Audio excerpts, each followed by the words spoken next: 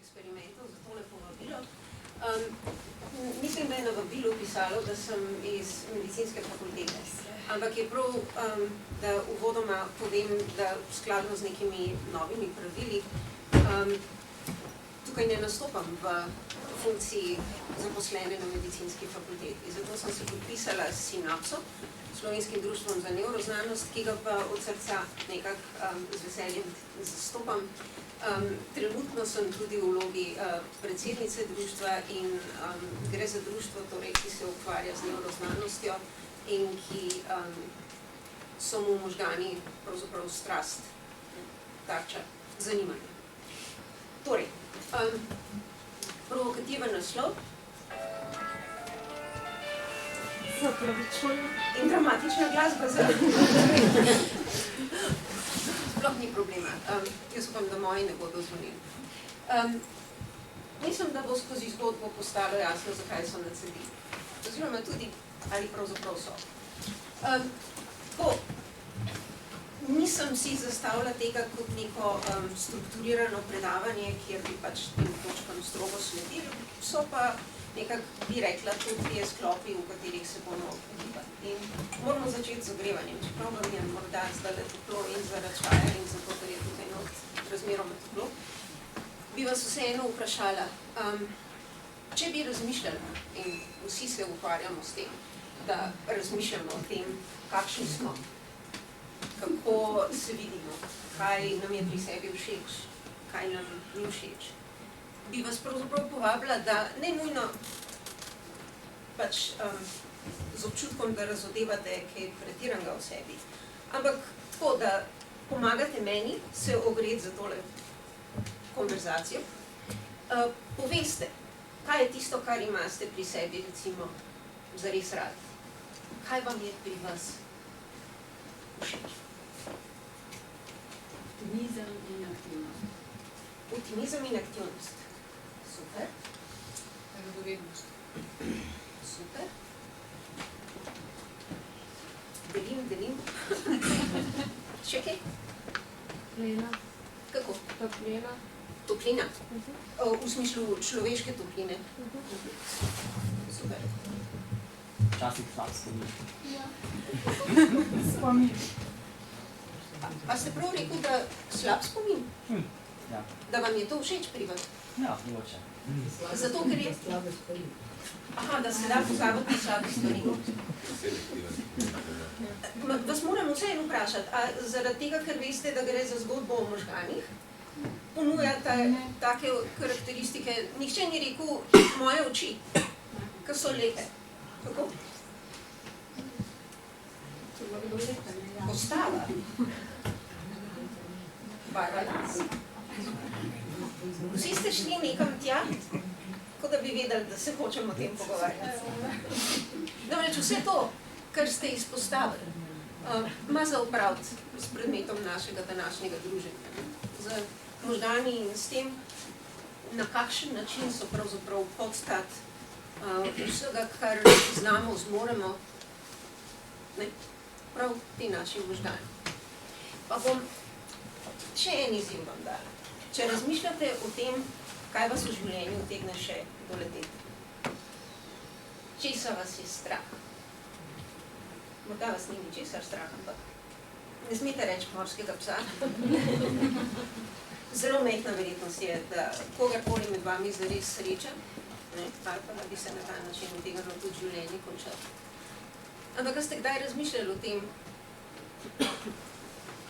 da se v življenju česa zares bojite? Morda res posebej vezano na zgodbo o njegovem iztekanju. Smrt, boleznje. Torej, to, da nekoga izgubimo. Da bi oslepel. Da bi oslepel. Ja. Bolezen. Bolezen, kakršnakoli. Ja. Da nas možgani pustijo na cedilu. Demenca, ja. Kot ena izmed bolezni.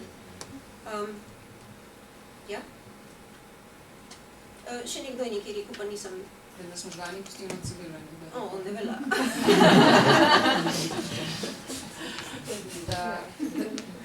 Lahko nas možgani na različne načine pustijo na cedilu, demenca je zagotovo ena izmed teh zgodb. Pa dobro, zdaj nekateri ste se ogreli in ste sodelovali z menoj, drugi ste še vedno zadržano skeptični do tega kampa s tacom v lice, pravi jaz. Pa vas bom tako še vprašala, če zaenkrat smo nekako speljali vse skupaj predvsem na tiste lepote našega sebstva in na strahove povezane z življenjem, ki se nekako dotikajo naših možganov. Ampak bomo vseeno naredili še eno hitro statistiko in vas bom vprašala, zdaj ni treba o sebi razmišljati, ampak o tem, če poznate morda nekoga, ki ima sam težave ali ima v družini, v krogu svojih najbližjih prijateljev, recimo težave z depresijo, roke gor, težave z odvisnostjo, demenco,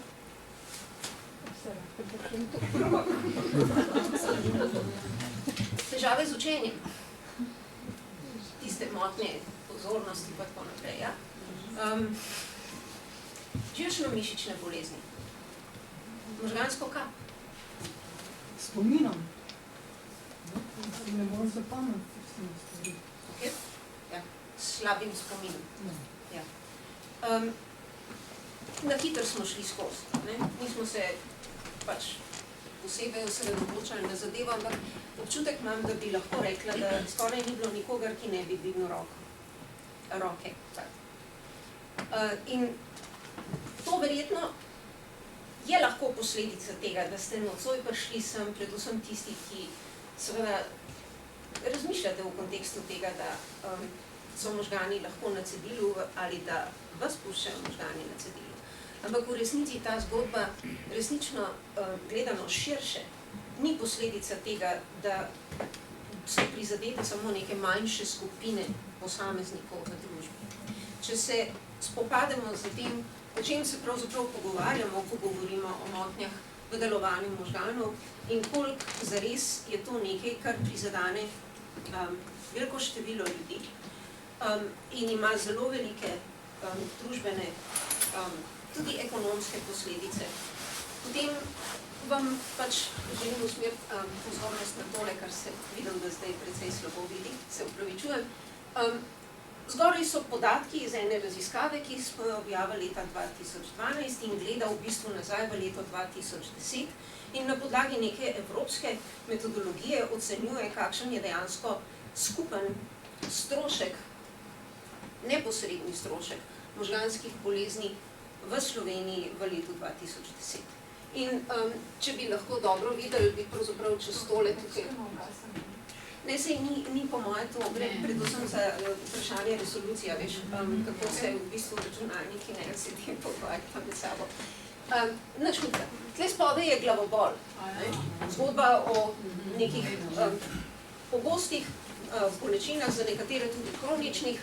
Čisto na vrhu so možganski tumori, not ni poškodb, ampak je cela vrsta bolezni, za katere se v bistvu izkaže, da na malo drugačni skali smo si precej podobni z Evropo, po metodologiji, katere smo pravzaprav tudi delali to raziskavo, in ki je predtem naredila tudi neke podobne vrste študijo večkrat zapored in ugotovila, da je pravzaprav res zgodba o tem, da so možgani in motnje v njihovem delovanju resnična šibka točka sodobne evropske družbe. Gre pa v resnici tudi za globalen trend, kar bi lahko ilustrirali z raziskavami še iz drugih okolij, ki se v določeni meri navezujejo tudi na karakteristike globalne demografije, torej na to, da živimo dlje, manj umiramo zaradi srčno-žilnih bolezni in raka in dočakamo večjo starost, ki pa s seboj prinaša celo vrsto tveganj za to, da se manifestirajo nekatere izmed teh bolezni ali motenj v delovanju možganov.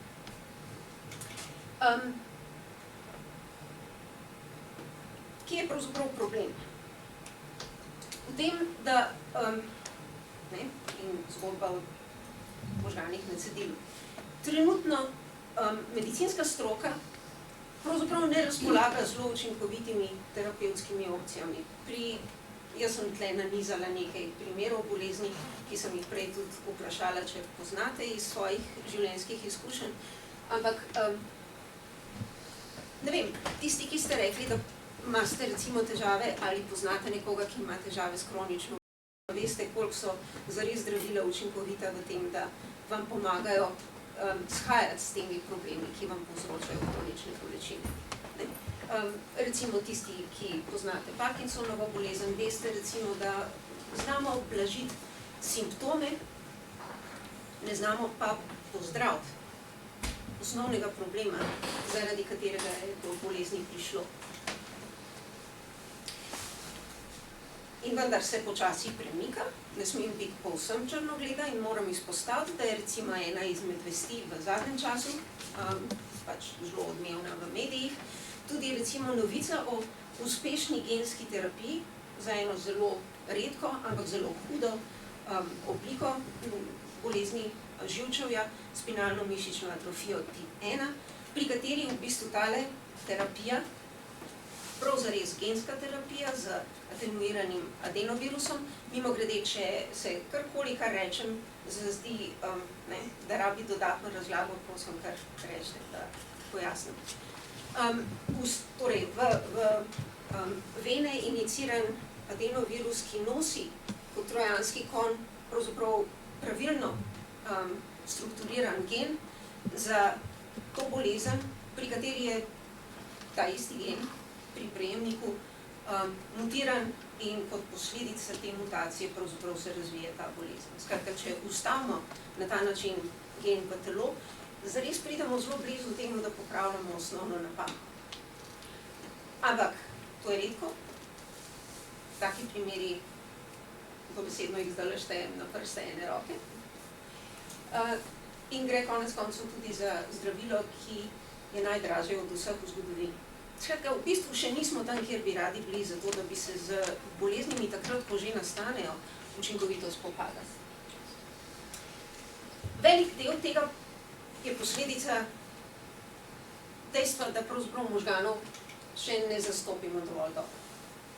Pač preprosto na vprašanje, ki se ga jaz velikokrat zavem, zato ker novinarji recimo ob vsakoletnem tednu možganov, ki ga Sinapsa organizira, radi pridejo in potem postavijo mikrofon pod usta in rečejo, kako delujejo možgani. In pač, ne, it's complicated. V resnici je zares komplicirano, ne gre za to, da jaz ne vem, čeprav seveda, tudi jaz ne vem, ampak nim celostne teorije o tem, kako pravzaprav možgani delujejo. Nije še. Nije, če greste gledati, kako možgani delujejo na splet in pač vtipkate vprašanje. Google vam bo recimo povedal, da to tako zgleda kot en velik računalnik. Ni čisto. Ampak recimo, da je to približek, ki ga ponuja pravzaprav, a je to Mayo Klinika, iz Rochestra v Minnesoti, ena najbolj znanih ustanov, kliničnih v Združenih državah. Po drugi strani pa recimo Johns Hopkins bolnišnica in pa na drugi strani znova Mayo Klinik vam ponujajo take razlage, kot to, da živci pač povezujejo naše možgane z drugimi deli telesa in na ta način udejanjajo pravzaprav našo osebnost. Tako zelo veliko manjka temu opredelitvam. Mislim, se vidi, da gre za strahotne poenostavitve, ki so v veliki meri posledica tega, da pravzaprav možganov še ne štekam. Ne znamo jih zares dobro razložiti, kako udejanjajo vse tisto, kar smo prej izpostavili, da pač so podstat vseh teh naših funkcij. Citirala bom Francisa Cricka, ki je imel zelo veliko za opraviti, čeprav verjetno ni bil najbolj zaslužen za zgodbo o dvojni vijačnici. Ampak zaradi tega, ker je pač svojo pot iz genetskih raziskav oziroma tistih raziskav, ki so pojasnili genski kod, usmeril svojo pozornost na izzive povezane z raziskovanjem in razumevanjem možganov, zavestjo in možnostjo, da to nekoč stremo tak trg. Rekel je, da pač ni nobenega področja raziskovanja, ki bi bilo bolj pomembno za to, da bo človek dojel vesolje oziroma ne, vse in pravzaprav verjetno tudi samega sebe nekoč zares pozna. Omenjam ga zaradi tega, ker se bomo potem še dotaknili genetike in tudi njegovih napovedi oziroma sugestij za to, kako se lotiti recimo raziskav, zato da nekatere aspekte delovanja možganov malo bolje pojasnim. Ampak zdaj si bom dovolila en kratek skok v preteklost, da mogoče vendarle ta neuspeh, da znanost pojasni, kako možgani delujejo, dam v nek časovni okvir. Pomaknili se bomo na začetek 20. stoletja in pogledali, kdaj je padla prva Nobelova nagrada za nekaj, čemur bi danes rekli nevroznanost. Dobila sta jo Camillo Golgi in Santiago Ramon y Cajal skupaj leta 1906 in sicer se je takrat temu reklo fiziologija, ne še nevroznanost, ampak danes, ne, iz perspektive trenutka, v katerem živimo, gledano nazaj, pravimo, da je šlo takrat za nevroznanost in je Santiago Ramon y Cajal na nek način oče nevroznanosti. Lušten fun fact je v tem, da je Camillo Golgi v smislu raziskovanja živčevja in razlag tega, kako je strukturirano in kako deluje, kako se razvija, stal na dobesedno povsem nasprotnem polu tedanje znanosti od Santiago Ramon y Cajala. Ampak Cajal je uporabil Golgijevo metodo, da je z njo pravzaprav raziskal živčevje in prišel do zaključkov, ki ga danes povzdigujejo v očeta sodobne nevroznanosti, ker po tolkem času, ne, od njegovega dosežka, praktično vse njegove trditve, recimo zaključki na podlagi njegovih raziskav, veljajo oziroma so dobili nove potrditve skozi delo drugih raziskovalcev. Še en detalj, zgoraj je Pavlov, ki je dobil nagrado za raziskovanje prebave, pa vemo, da je v zelo veliki meri zelo pomemben za učenje, tako, ne, pogojevanje in marsikaj od tega, kar paše pod naslov sodobne nevroznanosti, psihologije in tako naprej. Od takrat, ko je padla torej prva Nobelova nagrada za nekaj, kar je bolj sodilo pod naslov spoznavanja strukture živčevja, Cajal je metikulozno risal, kar je videl pod mikroskopom, pobarvano z Golgijevo metodo oziroma posrebreno po Golgiju. Je potem minilo praktično še četrt stoletja, da je prišlo do Nobelove nagrade za delo raziskovalcev, ki so se spopadli z izzivi funkcij živčevja. Torej, kako živčevje dejansko deluje.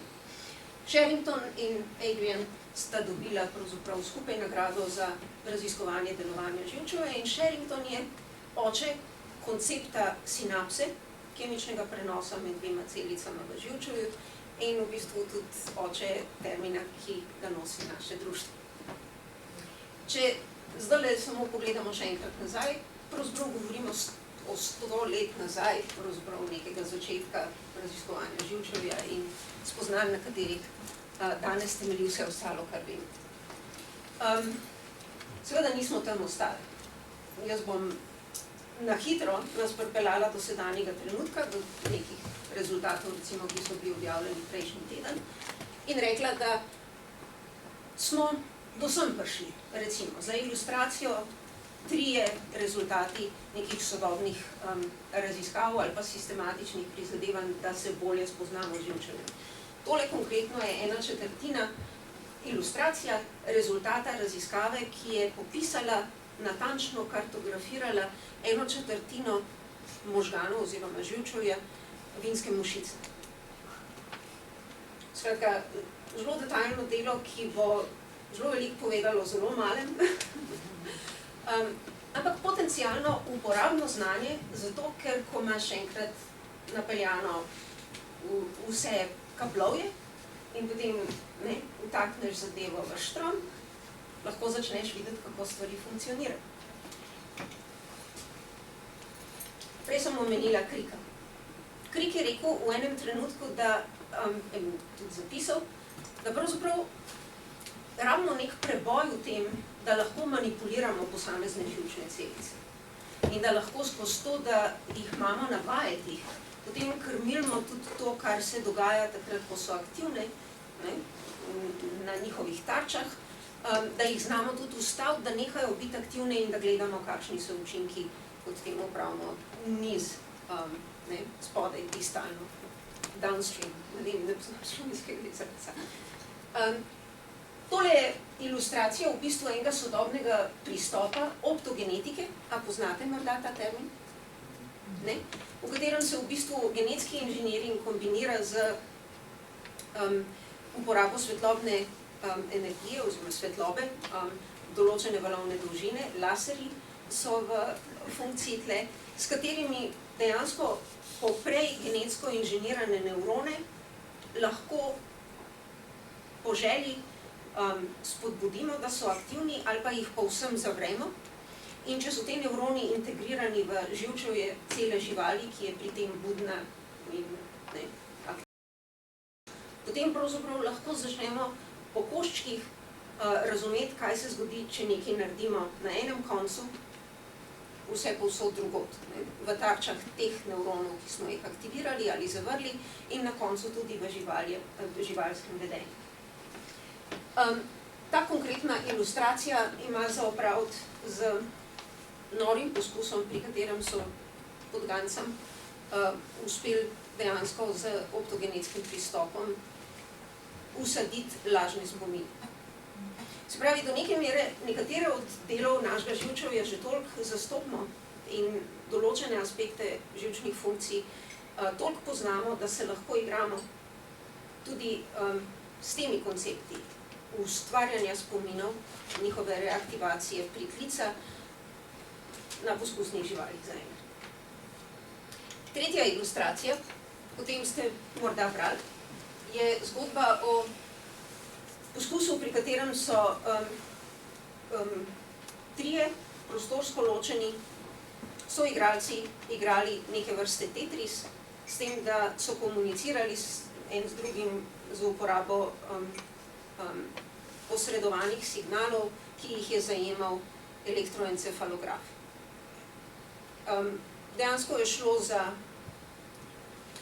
en duhovit, simpatičen poskus, v katerem se je, glede na to, kako so bile stvari zvezane, v zaprti zanki dalo popravljati napake, ki jih je igralec Tetrisa na koncu izvajal po navodilih teh dveh usmerjevalcev.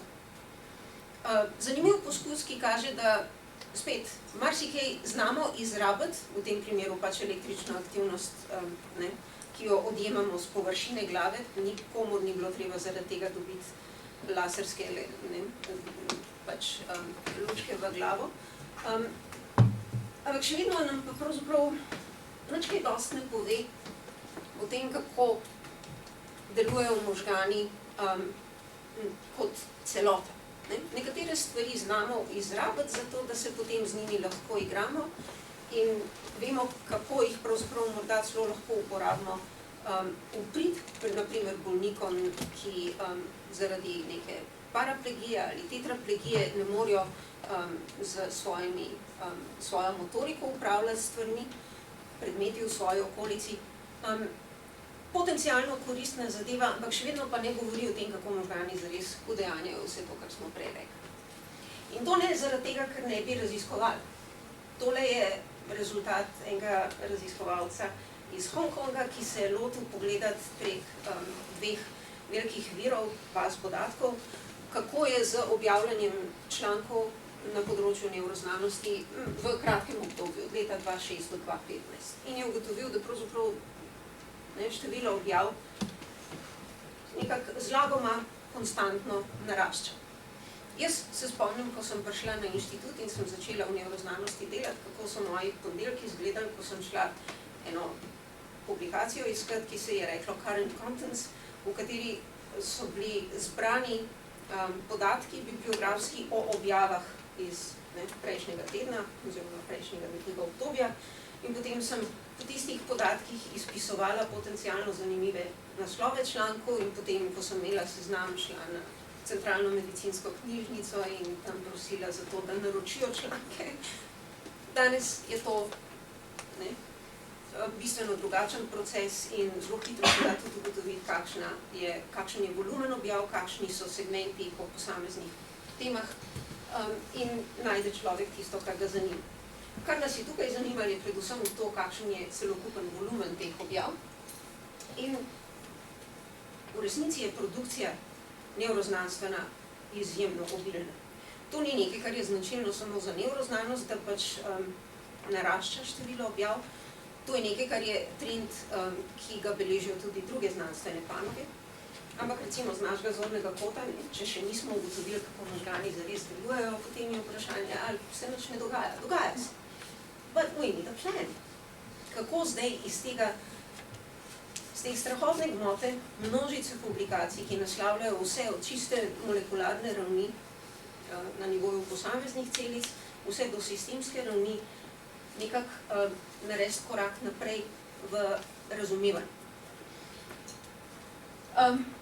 Ne vem, če vidite, ampak šef pravi, da zdaj bomo morali pa na plan B in eden izmed podrejenih pravi, was there a plan B? Pač, če ne vemo, kaj se dogaja, smo nekoliko zgubljeni. Ne bi vam v spomin priklicala en koncept, ki ga morda, to ni edini, ampak recimo zelo dobro vsi poznamo skozi zgodbo o projektu Apollo. JFK, Kennedy, predsednik Združenih držav takrat, je na podlagi seveda trenutnih lastnih in nacionalnih, političnih, strateških, ekonomskih interesov vojske,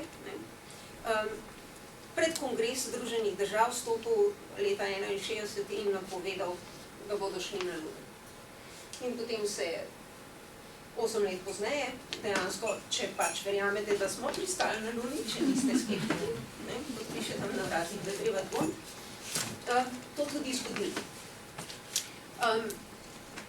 Veliki projekti obstajajo tudi v znanosti, konkretno nevroznanost se je lotila nečesa podobnega, kjer se torej poskuša na veliki skali zastaviti visoke cilje in potem pridobiti sredstva, ki bodo omogočala uresničitev teh ciljev.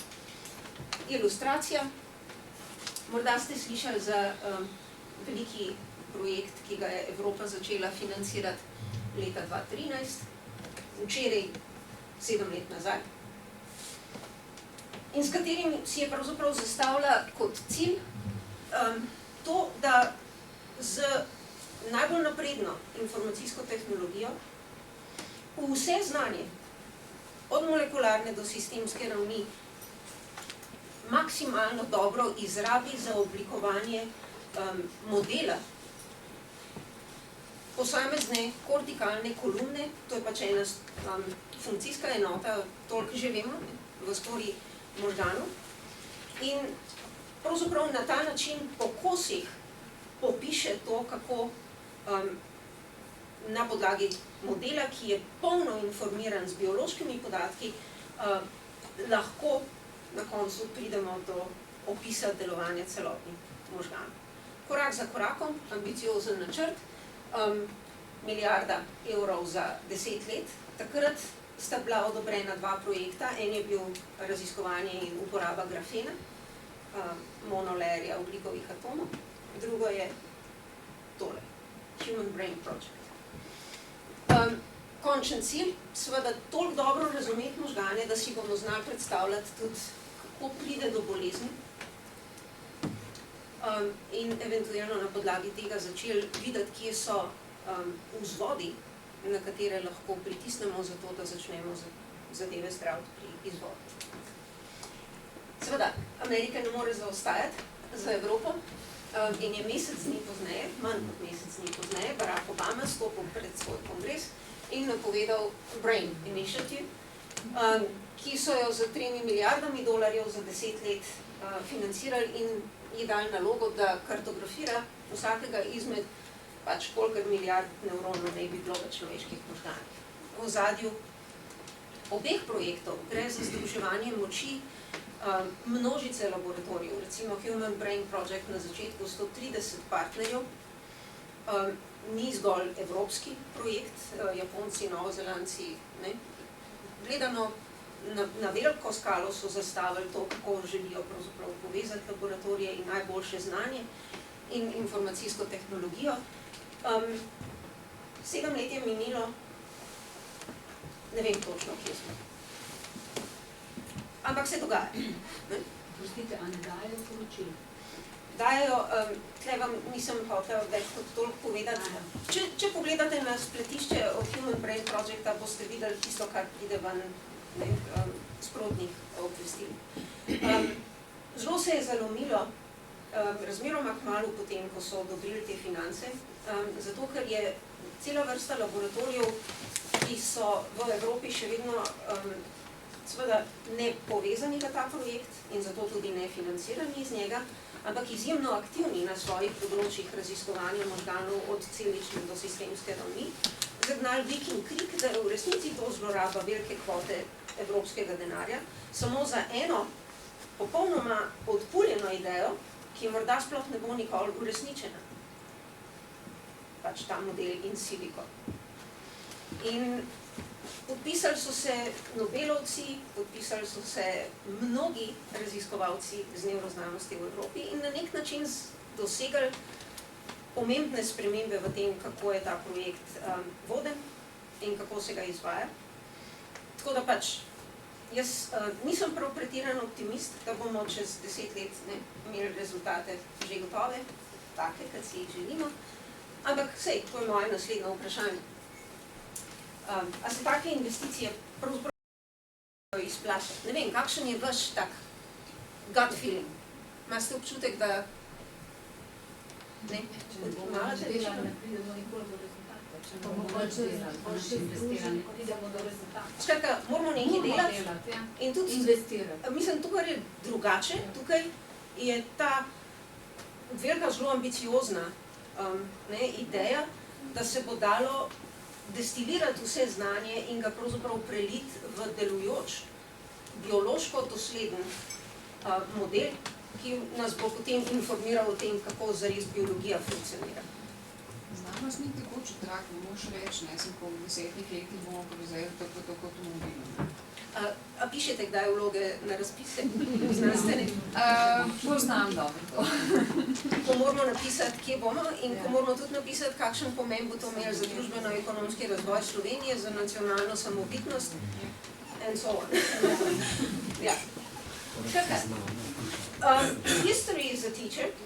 Imamo nekaj, na kar se lahko opremo. Prej smo že parkrat omenjali genetiko, se spomnimo tega. Human Genome Project. No, začel se je leta 90, tako in earnest, sej do takrat je bila blazno velika produkcija nekih genetskih raziskav, ampak v bistvu z jasnim ciljem popisati, torej odkriti in potem popisati teh 25,000 genov človeškega genoma, ne samo z pač strukturnega zornega kota, ampak v smislu tega, kaj so njihove funkcije. In na podlagi tega pravzaprav bolje razumeti bolezni, ki so posledica motenj v genetskem materialu in s tem tudi dobiti prijemališča za morebitno popravljanje teh napak. 3 milijarde dolarjev je to stalo in se je pač torej začelo takrat. Leta 2000 smo imeli delno rezultate realiziran, leta 2003 kompletno. Končen rezultat je pa tudi to, kar sem vam prej predstavljal. V bistvu ta genska terapija oziroma terapija, ki sloni na razumevanju, kje je problem in seveda ustreznem razvoju orodij za to, da se s tem problemom lahko spopade. Ja, se ne bo. Skratka, na veliki skali se veliko dogaja in ambiciozni načrti poskušajo to obilno produkcijo nevroznanosti pravzaprav spraviti na nek način toliko skupaj, da se začne v bistvu iz nekega razsutega puzzla sestavljati ena bolj jasna predstava o tem, kako možgani delujejo v zdravju in kako gre kaj narobe, da pripelje do bolezni. in da nam pri tem potem poda tiste nujne informacije, s katerimi bomo lahko začeli naslavljati te bolezni bolj učinkovito kot tiste, ko do njih že pride. Ampak med tem živimo in se spopadamo z vsakodnevnimi izzivi, tako javnost kot stroka. Stroka, tukaj mislim na tiste strokovnjake, ki so v končni fazi direktni ponudniki pomoči bolnikom, svojcem, ne?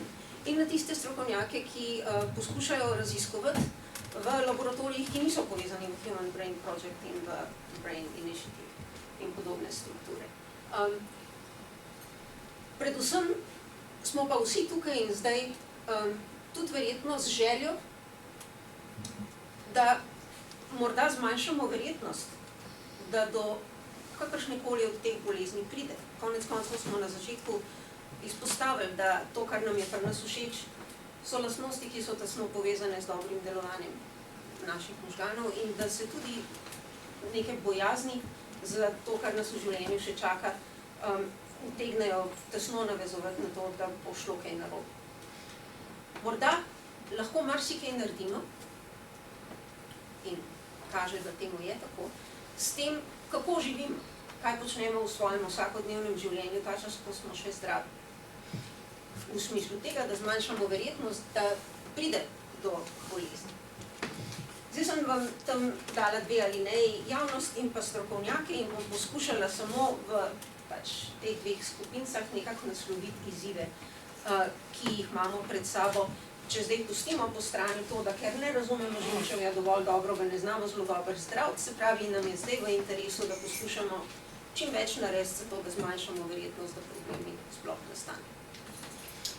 Nedolgo nazaj, 2017, sem z ekipo študentov v projektu, ki smo mu nadeli ime Z možgani za možgane, zelo tako nenavdahnjeno,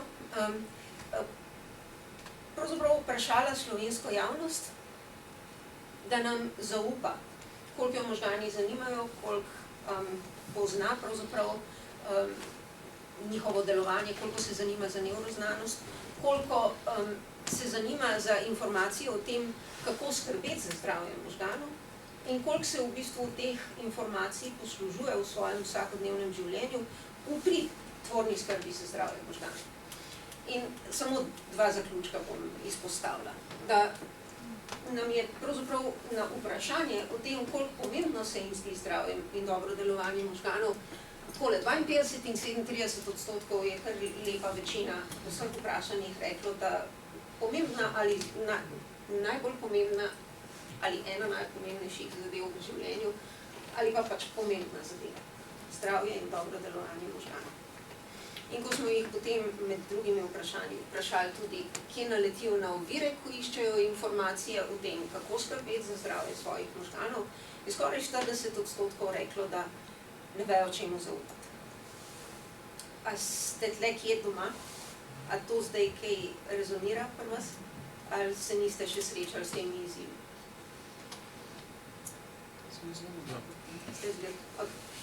No? Morda ste bili tudi med vprašanjem, tega ne vem, ampak dejansko se je težko znajti. Informacij je strašno veliko, če se spet vrnem za korak nazaj in rečem, da živimo v času informacijske eksplozije, nam pač preprost v pogledu to, kako od Kristusovih časov, ki so si jih avtorji tega zapisa vzeli za izhodišče do danes na zdravje, je eksplodiralo znanje oziroma poplava informacij. Predstavlja pravzaprav nekaj, kjer človek rabi neko sito, skozi katero lahko preseje in loči zrne od plev, da ve, po čem se ravnati. Izkaže se, da to preprosto ni simpel. Zaradi tega, ker se javnost, in te pravite, da ste doma in da veste, da je temu tako, v veliki meri utaplja v konfliktnih informacijah o rezultatih znanstvenih raziskav in še te so potem potopljene v eno poplavo psevdoznanosti in pa zelo agresivnega marketinškega pristopa ljudi, ki vam želijo ponuditi rešitve za vse mogoče probleme, ki jih utegnete imeti. Vsi smo tle doma. Mimogrede, ne vem, jaz sem to opazila pred kratkim, ampak morda sploh ni tako nova zadeva. Zdaj so, ko na Googlu iščeš kakšne informacije, reklame videti enako kot rezultati tvojega iskalnega niza. Tako da, slabo. Ja. Rečemo, da je zdaj nek zaključek, da javnosti ni simpel poiskati prave informacije in se orientirati glede tega, kaj in kako početi. Kako pa je pri stroki? Kakšni so izzivi na tej strani? Prej nisem tega disclaimerja dala, da pa moram, zaradi tega, ker ko sem razmišljala o tem, kaj pravzaprav povedati, bi lahko šla bodisi v neko povzemanje razmisleka drugih, tistih, ki so se usedali pa o tem temeljito premislili, naredili analize in potem prišli ven z zaključki, ali pa pravzaprav delim z vami neko svoje razmišljanje in izkušnje iz zadnjih 34 let, odkar sem pač pri Fox raziskovalec in delam na tem področju. In tole je slednje. To ni neka zaključena celota, ki bi slonela na nekih temeljitih analizah, ampak je moj zorni kot. Vidim probleme in izzive že na nivoju izobraževanja bodočih strokovnjakov. Guilty, ker sem eden od Foxov, ki izobražuje te strokovnjake. Recimo, če govorimo o zdravnikih. Dejansko, no pa bom tako rekla, vam bom ponudila anekdoto iz lastnega življenja. Ko sem jaz študirala predmet, ki ga zdaj poučujem, patološka fiziologija, se pravi znanost, panoga medicine, ki se ukvarja točno z mehanizmi nastanka bolezni. Smo kot temeljni učbenik dobili toplo priporočen od svojih Foxov takrat, Sampson Writes Applied Physiology. Eno knjigo, ki je vsak sklop organov predstavlja skozi niz nekih raziskav, ki so poskušale odgovarjati na vprašanja o tem, kako določena bolezen ali pa disfunkcija, ampak ne tako, da bi vam ponudili končne zaključke, ampak tako, da so vas peljali skozi to, kako je bil eksperiment narejen. Bilo je izjemno zahtevno, ker na koncu hočeš vedno vedeti, ok, in kaj zdaj? Ker ko bom zdravnik, bom od bolniški posli v bistvu v situaciji, da ne morem razmišljati, kako so naredili kakšen eksperiment in tako naprej. Rabim neka konkretna navodila, kako se situacije lotiti. In v letih od takrat do danes smo res pustili Sampson Writes Applied Physiology za sabo, verjetno tudi na račun tega, kako eksplozivno narašča količina znanja, na katerem temelji biomedicinska praksa. In se v bistvu pri izobraževanju bodočih zdravnikov bolj kot ne osredotočili na to, da jim podajamo ključne informacije kot dana dejstva in jih čim prej upeljamo v to, kar se potem na tako imenovanih kliničnih predmetih učijo spravljati v prakso. Dejansko smo spustili, nikjer ni načrten del te zgodbe, prevpraševanje, zakaj so recimo doktrinarne smernice in navodila za postopke ob bolniški postelji natanko taki, kot so. Ni čist res, jaz imam eno izbirno oziroma fakultativno vajo, pri kateri gremo res skozi ta mentalni poskus, ko obravnavamo to, kako je izgledal razvoj tistih navodil, ki jih vsi morate poznati, ker gre za oživljanje v primeru nenadne srčne smrti in se nas uči, kako se tej stvari streže, ko gremo skozi osnovno izobrazbo, ko gremo recimo delati izpit za avto in tako naprej. Skratka, vsi moramo biti pripravljeni in sposobni nuditi neko osnovno prvo pomoč. In jaz pač na tej vaji s kolegi grem skozi zgodovino, ki je za časa mojega življenja in profesionalnega dela šla od tega, da smo ljudi ventilirali tako, da smo jim premikali roke, do tega, da zdaj celo ni nujno v določenih situacijah izvajati umetno dihanje usta na usta. Gremo po korakih skozi raziskave, ki so pripeljale do tega, da so trenutne smernice take, da točno veš, kaj je A, B, C in kaj ti je nares takrat, kadar se znajdeš v taki situaciji. Ampak tega je zares zelo malo in manjka. Rabimo pa v bistvu za razvoj stroke in tudi za tisto mentalno prožnost, ki si jo verjetno v končni fazi želimo od strokovnjakov, ki se jim zaupamo. Rabimo v bistvu kritično razmišljanje. Rabimo pravzaprav to, da postavljajo pod vprašaj to, da zares vemo vse, kar je zavedati in da ne gre dvomiti v veljavnost tega, kar je trenutno praksa, ki je narekovana. Pa rečemo, da je prvi problem, ki ga jaz vidim, vezan na izobraževanje ta, da torej manjka tega, kar sem zdaj izpostavila. Drugo je, da v resnici v izobraževanju manjka tudi urjenja veščin v komuniciranju. V komuniciranju z različnimi javnostmi, od bolnikov samih prek njihovih skrbnikov, takrat, ko gre za bolezen, še bolj pa v kontekstu tega, o čemer se zdaj pogovarjamo. Razmišljanje o tem, kako ljudem približati znanstvena spoznanja, na katerih temeljijo neka priporočila za zdravo življenje, zato da do bolezni sploh ne pride. To ni del rutinskega študija na medicini. In potem vidim svoj vrsten problem.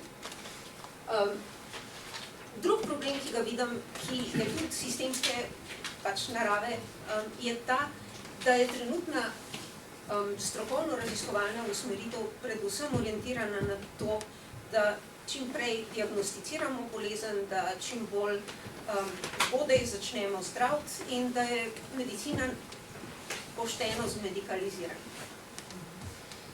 In seveda zaradi tega, ker nam zares močno manjka sistematičnega poudarjanja preventive in raziskovanja, znanstvenega raziskovanja vsega, kar lahko naredimo za krepitev in ohranjanje zdravja, imamo en pomemben deficit v tem, kako se sploh lahko s tem izzivom spopadati. No, pa so pa še dodatni izzivi znanstvenega raziskovanja, ki jih bom pa tukaj le na hitro izpostavila, zato ker se mi zdijo pomembni za to, kako se s temi izzivi spopadam.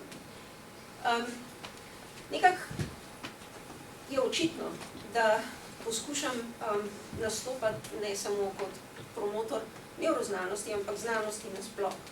Ampak znanost ni nekaj, kar nam je prirojeno. Znanost je sistem pristopanja svetu okoli nas, znotraj katerega se pravzaprav ves čas prevprašujemo o tem, ali določene domneve veljajo. Ničesar preprosto ne sprejmemo kot zdravo zagotovo. Obstaja seveda množica različnih znanosti in seveda metodološke razlike med njimi ravno tako obstajajo, ampak če for the sake of our conversation ostanemo na nivoju biomedicine in relevantnih panog, potem gre dejansko za to, da velikokrat opazujemo, zelo velikokrat pa tudi interveniramo in potem na podlagi rezultatov primerjav med skupinami, kjer smo intervenirali na tak ali drugačen način, določene stvari zaključile. Znanost je kontraintuitivna. Bistveno lažje je nekaj verjeti, bistveno bolj domač nam je, kako se reče common sense?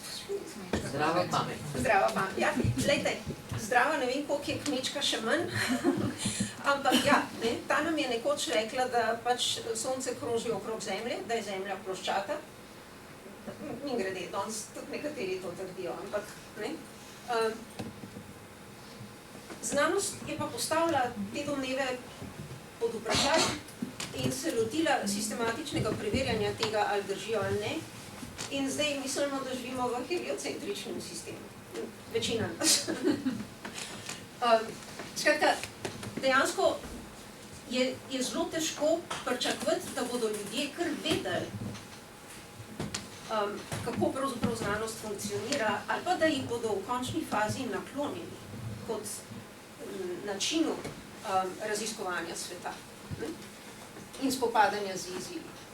Če si raziskovalec, se srečaš, recimo, v tem trenutku spet ne vseobsegajoč zapis, ampak z mnogimi izzivi, ki so kar problematični, če želiš zelo sistematično slediti tvoji strasti do znanstvenega raziskovanja in skozi nek sistematičen proces raziskovati recimo možgane, katerikoli aspekt njihovega delovanja, strukture, imaš pravzaprav celo vrsto različnih izzivov. Jaz moram se pogledati, koliko je ura, bi morala zdaj že kar, ja?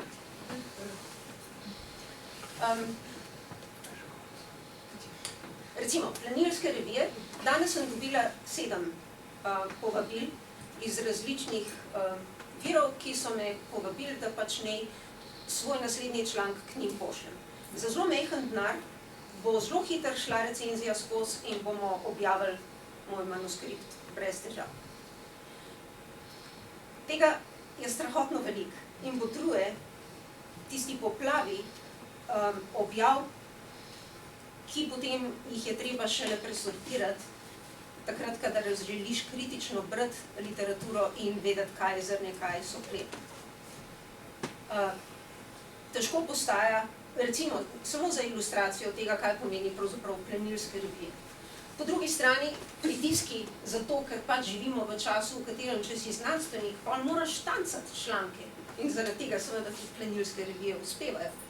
Na veliko pač se vrednoti tvoj uspeh skozi kvantiteto in včasih tudi skozi, recimo, ne včasih, vedno, skozi to, koliko citatov imajo tvoja dela, ampak znova en fun fact v ilustracijo tega, kako je to lahko tudi slab kriterij. Na področju mojega primarnega raziskovanja pred leti, nevrotransplantacije, je bil kot najbolj prominenten dolga leta in tudi danes je še pogosto citiran gospod Ignacio Madrazo iz Mehike, ki je naredil en poseg, o katerem je poročal v eni zelo znani reviji in so ga nekaj let zatem citirali vsi, ki so se po njem zgledovali, kot leščerbo modrosti, baklo učenosti, ki zdaj sledimo v svoji konkretni raziskovalni praksi. Počasi se je pa skozi delo drugih izkazalo, da pravzaprav to, kar je on trdil v tistem članku, ne more biti res in da je problemov zelo veliko in čez čas se ga je zelo veliko citirali samo kot primer slabe prakse. Še vedno ima pa na račun tega strahotno veliko število citatov. Težava, da lahko posvetiš svoje življenje temu, da določene stvari in če skozi sistematičen proces raziskovanja prideš do rezultatov, ki nekaj spodbijajo, ne pokažejo pa nekaj novega, vznemirljivega, bo potem uredniška politika mnogih revij pravzaprav vodila do tega, da boš zelo težko objavil te rezultate. Kar seveda zmanjša na koncu tudi kvoto tistih virov, ki bi te utegnili kot bralca informirati o tem, kaj ne deluje, kje so problemi, kje se zatika. Pri strani smo vsi. Znanost je pač human endeavor, človeška dejavnost. In ker smo vsi krvavi pod kožo, ne, imamo tendenco pravzaprav določene stvari želeti, da bi bile take, kot si mislimo, da so. Jaz dobim ošpice, ko dobim v recenzijo članek ali pa berem recimo magistrsko nalogo ali pa doktorat, kjer mlado bitje na poti raziskovalnega usposabljanja napiše, recimo, namen naše raziskave je bil dokazati to in to. Pa če so še toliko previdni, da rečejo, namen naše raziskave je bil preveriti hipotezo, ne? V prvem stavku potem rečejo, da bi to dokazali, smo potem to in to naredili. Pristranost je del človeškega karaktera. In pravzaprav, če želiš biti znanstvenik, se moraš aktivno spopadati s tem, da ne smeš vzljubiti to, da imaš prav, ampak da moraš zares strastno čutiti do procesa preverjanja tega, kar te zanima. Okay, ne bom več. Hočem samo reči, da je pravzaprav v ozadju tega, kar privede do znanstvene produkcije, ki jo potem recimo poskušamo interpretirati in uporabiti kot neko vodilo za to, kako ohranjati zdravje, zelo velik problem, zelo velik izziv. Tole je ena izmed publikacij, ki so na nek način s prstom pokazale na probleme, povezane z trenutno znanstveno produkcijo, ki govori predvsem o tem, da je zelo velik delež člankov, ki so uspešno objavljeni preko vseh možnih revij, problematičnih zato, ker se jih ne da ponoviti. Ponovljivost je končni kriterij veljavnosti v znanosti. Vrednost raziskovalnega dela je, kljub temu, da je na kratek rok skozi tiste mere, ki smo jih prej omenili, število člankov, pa citatov, pa tako naprej ocenjujemo, da imamo kriterije, ko beremo članek, koliko je kaj dobro napisan, ali je ta članek potem nekaj, čemu bomo zaupali, ker opisuje to, kako dobro je bila raziskava narejena in smo kritični bralci, rečemo, da smo. Je na koncu še vedno na dolgi rok edini pravi kriterij tega, kaj je dobra znanost, to, kar se skozi čas pokaže kot ponovljivo in vzdrži test časa in drugih preizkusov. In velik del znanstvenih objav se izkaže problematičnih zaradi tega, ker imajo metodološke probleme. Prej smo rekli, da se znanosti ne samo da, ampak se jo je treba naučiti očitno delati, zaradi tega, ker pač se nihče ni naučen delati.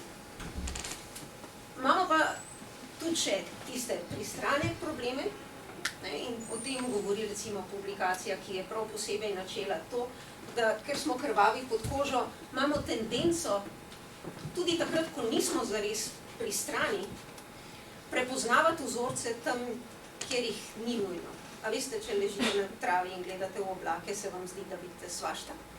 Na podoben način tudi znanstveniki, takrat, ko se znajdemo pred nekimi rezultati, poskušamo pravzaprav z njimi nekako tako operirati, da nam potem pomagajo razložiti, kaj smo pravzaprav ugotovili. Pa ni prav. In tudi to je nekaj, kar se da naučiti. Ampak recimo, in zdaj pač sledi priznanje, na moji poti raziskovalnega usposabljanja me nihče niti opozoril na to. Učimo se v bistvu po trnovi poti tega, da recimo skozi svoje zmote pridemo do določenih zaključkov in trenutno skozi to, da znanost odpira vrata in okna in lufta to, kako se delajo stvari znotraj znanstvenih raziskav. Kar botruje tudi takim rezultatom, kot je tale. Morda ste naleteli na podatek o tem, da je gospa, ki je Nobelova nagrajenka, pred kratkim v prvem tweetu leta 2020 dejansko objavila svojim sledilcem, da je ena izmed objav, ki jo je prejšnje leto imela v Science, revija, ki je zelo čislena, bila ravno kar umaknjena. Zato, ker ni bilo možno ponoviti rezultatov njihovih poskusov. Takrat, ko pride študija ven, in posebej v taki odmevni reviji, je na svetu kar nekaj laboratorijev, ki se sočasno začnejo s podobnimi izzivi spopadati in poskušajo ponoviti, ugotoviti, ali na tej stvari nekaj je in na tem graditi naprej. In ko so jo kontaktirali in rekli, da nekaj ne štima, je šla pogledati zapiske v laboratoriji in menda ugotovila, da so manjkali neki rezultati, umaknila in se posula s pepelom. Zdaj, jaz sem to dobila na namizje zato, ker je nekdo kritiziral, češ, takole znanstveniki delajo.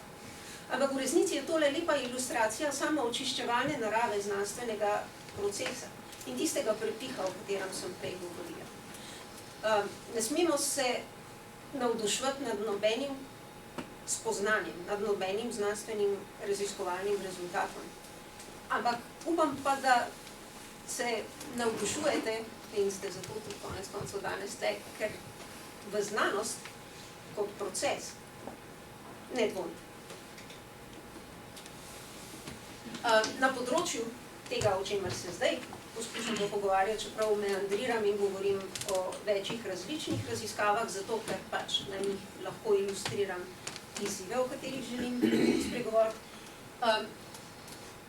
je tudi zelo veliko spornih ugotovitev in tudi takih retrakcij člankov, kot sem jo prej omenila. Konkretno gre v tem primeru za eno zelo odmevno raziskavo na temo zaščitnih učinkov dolgoletne mediteranske diete na kardiovaskularno zdravje in retrakcijo tega članka na račun tega, da so raziskovalci bili opozorjeni na to, da v resnici način, kako so izvedli raziskavo, ni popolnoma zadoščal kriterijem, ki bi morali biti bolj strogi, zato so ponovili svoje analize, umaknili članek in ga pravzaprav ponovno objavili popravljenega.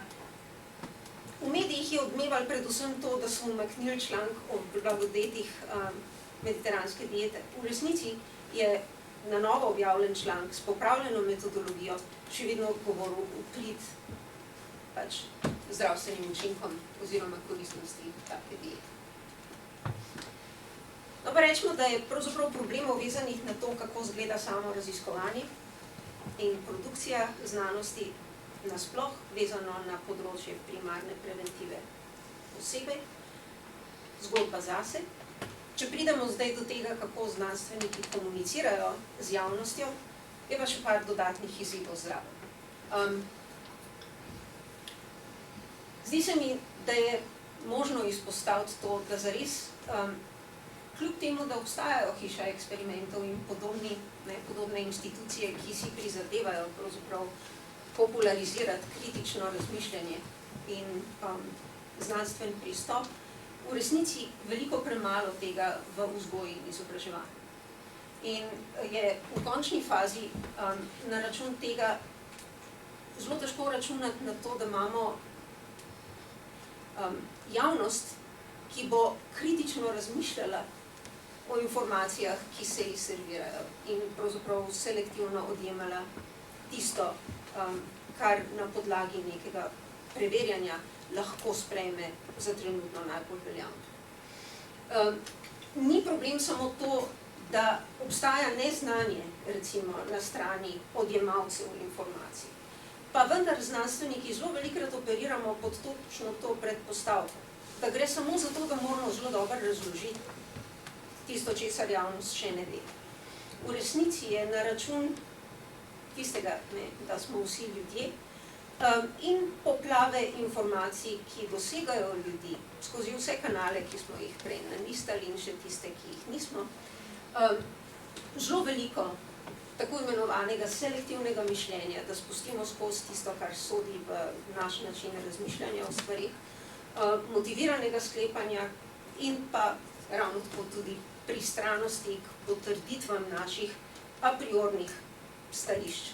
Se pravi, v resnici nismo zelo odprtih glav, ko sprejemamo informacije, ampak zelo velikokrat naši filtri delujejo tako, da spustijo skozi pravzaprav tisto, kar želimo slišati. Do neke mere morda to tudi pomaga razumeti, zakaj smo tako na okopih, ko gre na primer za vakcine ali pa za katerokoli drugo sporno temo.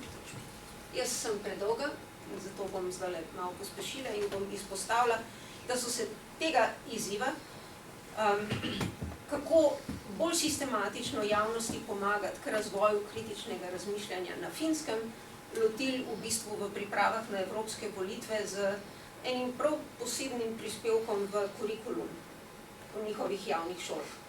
In sicer tako, da so spodbudili z eno publikacijo učitelje, da v razredih izvajajo aktivnosti, v katerih spodbujajo kritično mišljenje na čist konkretnih vajah. Šlo je za to, da je treba izbrati neko trditev, jo preveriti s pregledom relevantnih virov informacij, predstaviti rezultate te preverbe za katerokoli trditev, so se odločili svojim sošolcem, zato da potem v tisti razpravi nekako pridejo do enega skupnega sklepa in na koncu deliti tiste informacije z blogi, prek socialnih omrežij. Na nek način pomagati kritičnemu mišljenju, da se viralno razširi skozi filmsko družbo. Kar mi je bilo še prav posebej všeč je, da ko so jim rekli, kaj so relevantni viri informacij, ki jih lahko grejo preverjati, so sicer začeli tam, vezujoč se na volitve, da so game intervjuji s politiki, videi na YouTube in različne novice, ki jih dosežejo prek socialnih omrežij, ampak kar je meni najbolj ljubo, je to, da so rekli, karkoli najdete v šolskih učbenikih. Je tudi fair game. Vprašajte, preverite. A veste, to je tisto kritično razmišljanje, ki sem o njem prej govorila, da jih pravzaprav sistematično ne spodbujamo niti zdravnikov bodočih na medicinski fakulteti o tem, da bi se to v naših osnovnih šolah dogajalo. Pa pravzaprav mislim, da ni nobene nevarnosti. Ok, znanost. Kako lahko bolje izrabi možgane? Zdaj je že spet moj niz nekih predlaganih sklepov. Tako da boljše opravimo svoje delo, ko izobražujemo bodoče nosilce razvoja, tako da jim pomagamo se pomiriti z dvomom, ga sprejeti in biti skeptični in biti radovedni pri tem, ko se soočajo z novimi izzivi, biti kritični takrat, kadar se spopadajo z informacijami, ki so že na voljo. Nedvomno, we need to clean our act. Vsi, ki smo v sferi znanstvenega raziskovanja, v duhu tistega, kar sem prej rekla, da se moramo naučiti, kako se to dela, se lahko vedno znova naučimo izboljšati to, kar počnemo, tako da bo proces, na katerega prisegamo, bolj dosledno preverjal domneve in da bomo zmanjševali vplive pristranosti in vseh možnih drugih neželenih komponent v tem procesu. Tako da se čim bolj aktivno raziskovalci, strokovnjaki vključujejo v družbeni diskurs in pri tem poskušajo tvorno prispevati k širjenju informacij o tem, kaj znanost pravi na temo skrbi za zdravje nasploh, za zdravje možganov posebej. In v končni fazi s tem, da v bistvu s svojim lastnim zgledom, kot mentori, raziskovalci, zdravniki, strokovnjaki, ponujamo možnost, da se ne samo sliši, ampak tudi vidi, da smo ne samo pridigarji, ampak tudi izvajalci točno tega, kar priporočamo drugim, da vzljubijo dvom in da vzljubijo preverjanje domnev kot temelj za svoje odločanje. Kako lahko, po mojem prepričanju, bolje poskrbimo za zdravje možganov? Tako da bolj dosledno začnemo raziskovati področje preventive in krepitve znanja, kjer je dejansko raziskav, kljub temu, da smo prej govorili o poplavi informacij, še vedno premalo in kjer so odprta vprašanja še vedno aktualna in čakajo, da se jih naslovi. Da morda po finskem zgledu tudi čim bolj sistematično začnemo čim bolj zgodaj vključevati preventivo in na znanstvenih temeljih temelječo preventivo v vzgojo in izobraževanje in z različnimi drugimi pristopi, ki jih zdaj zaradi tega, ker sem že čas zlorabila, niti ne moram dodatno razdelati, ampak spodbujanjem, z dodatnim spodbujanjem in motivacijo javnosti k temu, da tvorno skrbi za zdravje svojih možganov. Vam bom samo eno ilustracijo dala, ampak ja, v bistvu iz vsega tega, kar se tle vidi, bi bilo možno zaključiti, da gre za dolgotrajen in naporen proces. In seveda je takole kot zdaj zgleda v bistvu Sizifov, ampak to samo zato, ker nisem druge ilustracije našla. Ni Sizifov, jaz seveda ne mislim, da je to zastonjski napor. Se pa zavedam tega, da govorimo o tem, da je to tek na dolge proge in da terja zelo veliko izboljšav v vseh možnih procesih, od izobraževanja do končnega izvajanja znanosti in komuniciranja znanstvenih spoznanj. In človek bi rekel, a je možno to pospešiti? Ne. A veste, če primerjam zdaj to s človeškim razvojem, bom preprosto rekla, rodimo se kot pol izdelek.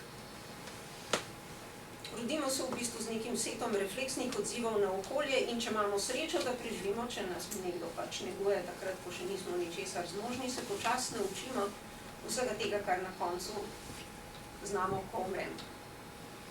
Ampak ni krajšnic. Dejansko so, tako kot učenje na primeru posameznega človeka in njegovega živčevja, ki po svojo plastičnost omogoča to, da napredujemo, tudi v bistvu vsi te procesi taki, da terjajo svoj čas in investicijo napora in energije, pač energije napora eno isto. A se splača vseeno poskusiti? To je tisti en primer, ki sem rekla, da vam ga bom dala. Poznate to, veste, da so slovenski otroci postali šampioni v bistvu v zobnem zdravju. Leta 1985 smo menda z Albanijo v Jugoslaviji bili edini v Evropi, ki smo imeli res tako katastrofalno ustno zobno zdravje pri otrocih. In mislim, da je bilo 86 leta potem narejena pač ena WHO generirana raziskava, ki je pokazala, da je bila Slovenija na predzadnjem mestu v Evropi po zobnem zdravju otrok. 30 let sistematičnega dela na, tako kot piše, pač razlog za tak uspeh je odličen in množičen preventivni program, je potreboval temu, da so zdaj slovenski otroci v bistvu na samem vrhu v Evropi in glede na to, kako navzdol gre Ameriki, morda tudi globalno. A je to toliko simpel, kakor možgane zaščititi pred vsem, kar jih ogroža? Zelo verjetno ne. Ampak zaradi tega ne velja niti razmišljati o tem, da bi poskušali. Ko se pogovarjam s prijatelji, govorim o tem, da moramo na nek način narediti podobno temu, da smo nekako spoznali, da je fajn imeti zdrave zobe, ne samo zato, ker je hudo, ko te boli kariozen zob, ampak zato, ker je presneto fajn, ko se lahko nasmehneš in se ti vidijo vsi tisti bleščeči beli zobje.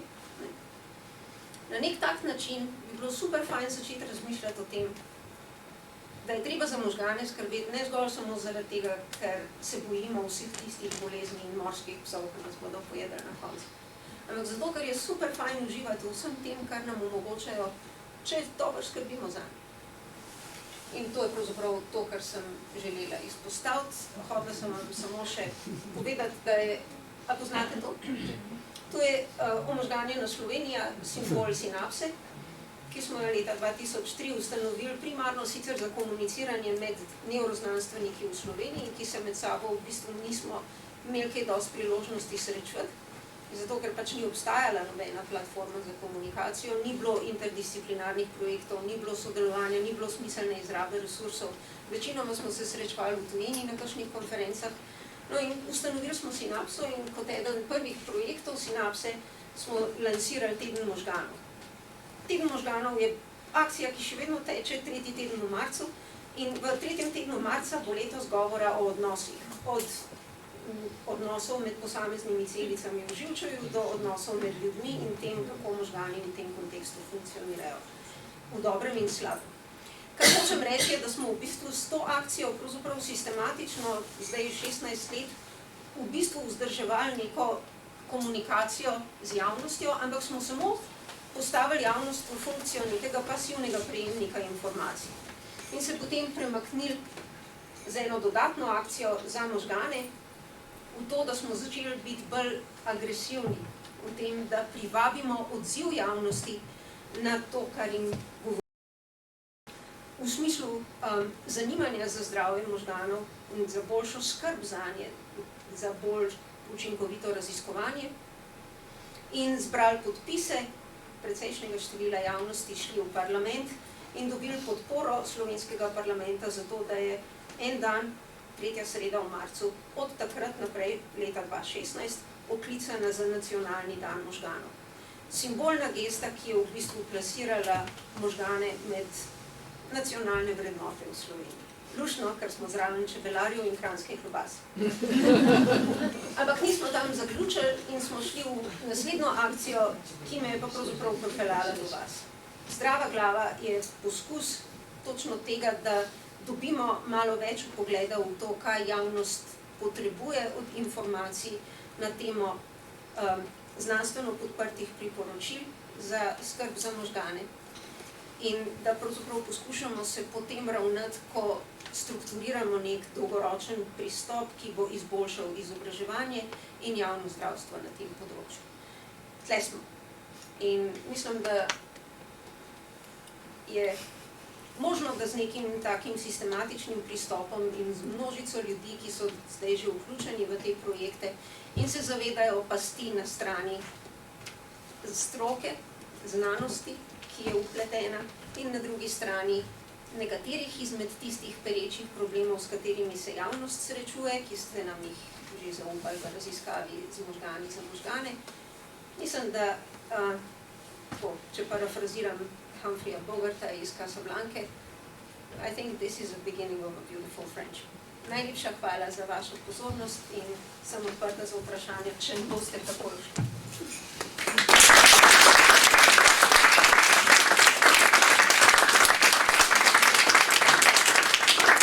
Se vam pa opravičujem, da sem bila predolga. Ampak brez auditorija poskušati speljati predavanje je vedno triki, ne? Posluša me moj otrok, recimo, ki pač se zdi, da vse pozna, ker sodeluje v bistvu v večini tega, je tudi študentka medicine. In potem, ko govorim z nekom drugim, je malo drugače. Povej. Tile podgane, poskus z vsejevanjem lažnih spominov, kako so, preverjali pa na podgani, da je to zdaj lažen spomin? Kako so vedeli, da je spominno? Zaradi tega, ker so bile genetsko inženirane. So imele v bistvu posebno lastnost, da so se njihovi nevroni takrat, ko so se aktivirali v nekem prostoru, v katerega so jih dali, dejansko označili z izražanjem ene beljakovine, ki jo je bilo potem možno po smrti podgane v bistvu tudi videti. To je ena točka. Spomin je kodiran z vzorcem aktivnosti živčnih celic. Govorimo v tem primeru konkretno za zgodbo o prostorskem spominu, ker je šlo za orientacijo živalce v neki škatli, v kateri so jo dali. In gre za to, da so celice, ki so se aktivirale ob tem, ko so bile podgance v nekem prostoru, začele izražati tudi določene beljakovine na površini, ki so omogočale, da so jih potem z laserjem aktivirali. Torej, da so imele živali pravzaprav implantirano še tisto lasersko lučko, s katero so osvetlili v razmeroma blizu, kar zadeva globino njihovih možganov, razmeroma blizu položeno področje, v katerem so se celice aktivirale takrat, ko so bile živalce v prostoru. Se pravi, oni so znali iz tega labirinta priti, ne da bi kdaj bile že v njem? Ja, ne, ni bil labirint. Šlo je za to, ali so v nekem prostoru doživele neprijetno izkušnjo ali ne. In zato, da so jim dejansko lahko v primeru, ko so jih spravili, bom na kratko zdaj rekla, v stanje, ko so si zapomnili nek prostor, kot da je povezan z neprijetno izkušnjo, čeprav je niso imele v tistem prostoru, so jih potem, kadar so laser uporabili in aktivirali te iste celice, spravili v stanje, ko so izkazovale vedenje, ki je kompatibilno s strahom. Govorimo v bistvu o eksperimentih, pri katerih še vedno ljudje presojamo o tem, ali dejansko žival doživlja. Pogojno je treba vzeti pač zdaj to zgodbo o spominu, ampak ja, če se tega sistematično lotiš in imaš neke podrobne vpoglede v to, kakšno vedenje izkazujejo živali takrat, kadar jih je strah, ne, potem pač lahko s tako in tako verjetnostjo predpostaviš, da je to vedenje, ki ga zdaj izkazujejo, kompatibilno s tem, da podoživljajo strah. Ja. Strah, ki so ga v bistvu lahko izvali samo s tem, da so aktivirali celice, ki so se poprej aktivirale in začele izražati beljakovine, ki jih je bilo potem možno krmiti z uporabo svetlobe. Zelo pomemben zato, da so pač na koncu lahko nekaj zaključovali o tem, kaj se je v teh možganih dogajalo, je pa to, kar sem na začetku rekla, da te celice potem tudi izražajo določene beljakovine, ki jih lahko v našnicljenih možganih po smrti najdemo. In si znamo potem tudi vizualno predstavljati, katere so bile tiste celice, ki so bile aktivirane v tem procesu. Domnevam, da sem zakomplicirala. Ne, ampak to je tudi recimo en primer tako, se mi zdi, ne, komuniciranja, ne, ki je v bistvu, mislim, rečeš spomin in to si mislim, a ne, kaj si javnost predstavlja pod spomin, mislim, ne vem, ne. V resnici gre za eno kockico v tem, mislim, za res samo, mislim, eno majhno reč, ki mogoče nakazuje, da bi lahko to imeli vezo s tem, da, a ne, ne pa za spomin, mislim, ali tako, kot razumemo spomin. Za našo interpretacijo. Ne gre za spomine avtobiografske in ne take spomine, ampak gre v bistvu v tem konkretnem primeru za zgodbo o prostorski navigaciji, ne, in spominu na čisto konkretno določeno okolje, v katerem so se živalce znašle. In na to, da so jih imeli v škatli A, B in C, ne, v nekaterih so bile manipulirane, v drugih niso bile manipulirane, ampak so pa potem na podlagi tega, da so... Ja. Zakaj vam je to od vsega najbolj zanimivo? Ne, se je po svoje, čeprav sem mislila, da morda več od tega ne biti zanimivo. Ja, ne, se ste rekli, da moramo zdaj dvomiti pa kritično. Ja, je nekoliko strašljivo, ne? Jaz imam bolj drugo vprašanje, če smem. Zdaj, ko ste rekli, da je tale bitka z nevednostjo izgubljena, ali kako že tam pri tej popularizaciji, ne? Pa da je treba ta dvom spodbujati pa kritično mišljenje, zdaj veliko lažje je ne dvomta, ne? In ne vem, a je res kakšno upanje, da bi na generalni populaciji, pa na vseh, da tako rečem, ne, lahko prišli s tem kritičnim mišljenjem skozi. Namreč, veliko ljudi ne bi bilo ver, recimo, ne, po mojem, ne. Tako da ta problem je zelo tako globok zakorenjen, je malo bolj fundamentalen, kakor pa čiščenje zob, tudi, ne. Mislim, zaradi tega se mi zdi ciljati na to, da bi celo generacijo oziroma celo populacijo je približno tako, kot mi ciljamo zdaj, da bo imeli vsi faks narejeno, ne. Tako mi imamo že zdaj, ne, da bomo vsi narejeno pač univerzo na koncu. Ne, jaz pa ne bi načela take zelo kompleksne stopnje izobrazbe z nečim zelo fundamentalnim. S tem, da pač, a veste, da ko prebereš... Ja, se razumem, ja, na unem čist... Tako, v takem mečkanem primeru, ne, pol tam dvomijo ljudje, ne, v globalnih stvari pa še vedno ne. No, mislim, sigurno na koncu je tudi to, kako kritično razmišljamo, seveda del tega, kar smo, ne?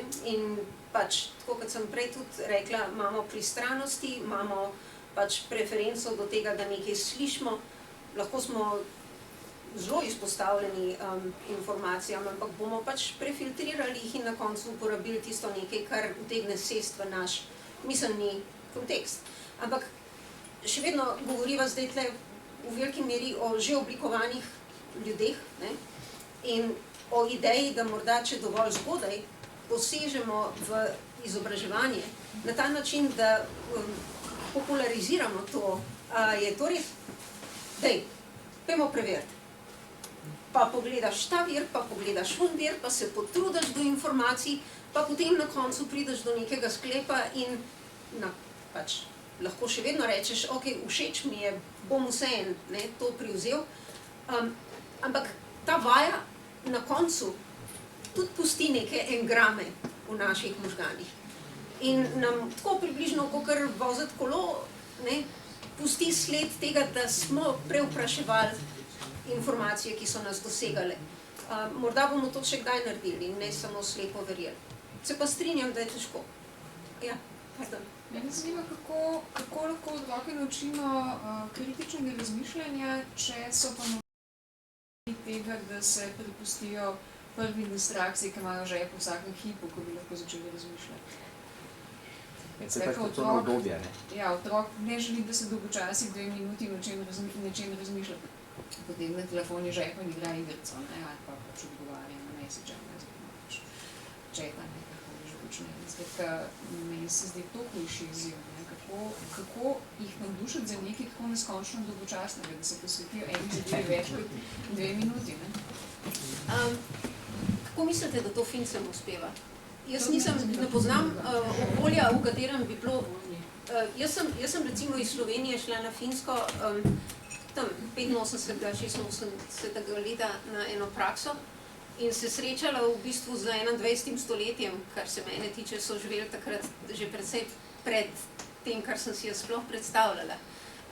Potem, da so imeli v vseh razredih tiste šole, ki sem jo šla opiskat, Macintosheve računalnike na mizah, osebne računalnike in pač, ne, jaz sem takrat, mislim, da Spektruma uporabljala za to, da sem svojo magistrsko nalogo natikala. Bottom line, bili so že takrat zelo napredni, ne dvomim, da imajo tudi fidget spinnerje in vse možne druge pametne naprave, pa vendar se jim ne zdi ne škoda časa, niti ne brezupno pač narediti neko tako sistemsko intervencijo, pri kateri, tako kot je bilo tudi napisano, želijo učiteljem pomagati otrokom. Ne vem, kako drugače. To je tako, kakor, ne, ali boljš nekaj narediti. Saj ne govorimo o metalni puški v koruzo, ne, sem hočem reči to, kaj se meni zdi osebno najhujši izziv, ne, pri nas. Je pa res, da naši učitelji so tipično malce drugačni kot finski, ne, mislim pač sistem tega je drug, ne, pri nas so učitelji tisti, ki želijo imeti lažje življenje in ne, mislim, kot to pri nas ni spoštovan poklic pa feminiziranje, ne. V osnovnih šolah, ali to mislite, nasploh? Nasploh, ja, mislim, osnovne srednje šole je pač to poklic, ki je dobro, zdaj boš plačen kot je bil, ampak je pravzaprav neugleden, ne, in zanj se ne odločijo ljudje, ki si želijo izzive glavno. Finska pa, koliko jaz vem, kakor poznam finske učitelje, je izrazito drugačna, ne. Oni so boljši motivatorji, kot jih jaz poznam, seveda. Tam pa so tiste šole, ki drugačne. Ja, zvajajo. Čist drug sistem, pa nas so sedeli, tudi čist drug sistem. Znači, jaz bi se želeli. Kako? Jaz še v štartu največ Res so dobri v komuniciranju. Tam sem, kljub temu, da sem prišla v bolnišnico, imela priložnost z bolniki govoriti v zelo tekoči angleščini, ker pač finščine nisem mogla znati po enem mesecu, še prvi dan pa itak ne. Se upravičujem, vi ste že. Jaz imam pa samo eno pripombo na vašo prezentacijo, glede na to, da ste govorili o zavajanju oziroma prenosu znanstvenih izsledkov v javnosti.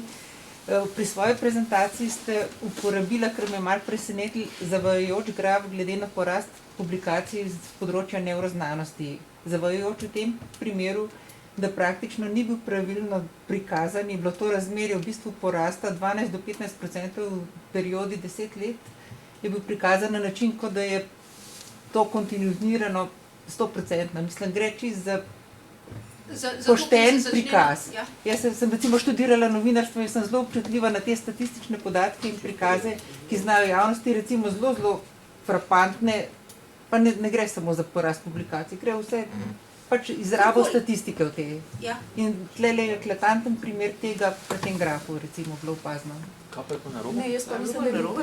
Začel se je od 25 do 5, koordinata spodaj je manjkala, se pravi, da bi mogel biti ja, mogli bi se z nule začeti. Sprejmem kritiko, absolutno sem ga pač direktno privzela za... Ampak tega je veliko. Linearna je rast eksponentna, ne? Jaz bi tukaj komentiral, če smem. Jaz se ukvarjam z nacionalnim preverjanjem znanja in naši učenci v 9. razredu so zelo sposobni čitati grafe. Tako da mislim, da so ta graf lahko čisto dobro interpretirali, zaradi tega, ker je bila skala napisana. To, da se pa ni šlo v ničle, je pa nekaj, kar mogoče v osnovni šoli se že starta z ničlo, medtem ko v srednji šoli se zagotovo grafi kdaj začnejo tudi tako, da ni pri ničli, ampak začne pri 20 ali pri 30, zato da se bolj lepo poudari tisti del, ki je pomemben. Ja, Tako da, ker mislim, da o tem govorite, ne, da ni šlo iz ničle. Ja. v tem Ne je iz pač ničle, naklon treba je videti narediti, treba naklon je vsem videti prikaz. povsem drugačen, Jaz še vedno mislim, da javnosti treba malo širš to prikazati. Sprejmem kritiko, absolutno, in se strinjam in spregled. Se upravičujem. Mogoče še kakšno vprašanje? Drugače pa se lahko zahvaljujem.